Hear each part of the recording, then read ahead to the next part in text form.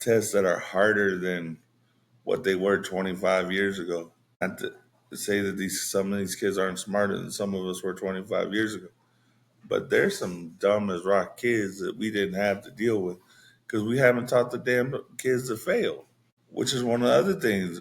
We can't teach a kid to fail. It'll hurt their self esteem. But some people need to fail so they have the motivation to do something. Some people need to feel that hurt of failure. There's nothing wrong with being hurt because you failed. Okay, now get up and figure out how to do it better. We wouldn't have greats in anything if they didn't know how to fail and get past the failure. I don't care what it is. I can guarantee you there's probably a whole bunch of words that weren't published by Shakespeare before Shakespeare was a thing. Einstein said, God damn it, Kate, get off my damn computer. Stop. Yo, these people would not be here. We wouldn't have greatness if there wasn't failure. Jordan doesn't make his high school basketball team. He becomes one of the greatest all time because he used that as motivation. Tom Brady's a 6th-round pick. We wouldn't see Tom Brady. LeBron spending his first 7 years in Cleveland. We wouldn't have seen the back end of LeBron's career. So that's just like we have to stop protecting our kids from failure and start actually letting them fail. And guess what? God's honest truth is that school's a perfect place to let them fail.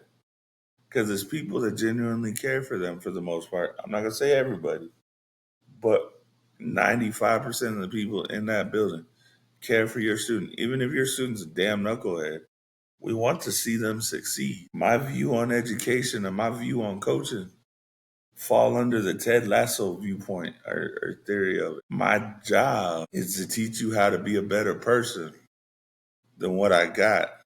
From my viewpoint, yes. But I mean, in teaching you that we learn through failure,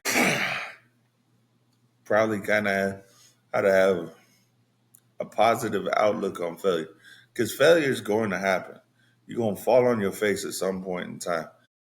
And if you don't learn at a young enough age before you become an adult how to fail, it's going to take you some time when real world says, hey, let's go. You got to do this. Well, you failed. Well, okay, you failed. But now let's move on. And how you going to improve upon it? And you don't know what that means. Like, you don't get that. We've protected our kids too much because we don't want their feelings hurt instead of teaching them how to deal with that feeling and understanding that that feeling of failure is only really there is if you don't learn from it. If I don't take from how I failed at something, like we'll use coaching as an example for me. If I don't take from game to game how I messed up or how I viewed what we were doing and didn't adjust and can't come up with something sometimes, like then I'm truly failing because I'm not making the adjustments I need to make. Part of my job as a coach, as a teacher, is kind of to guide you in how you cope with failure.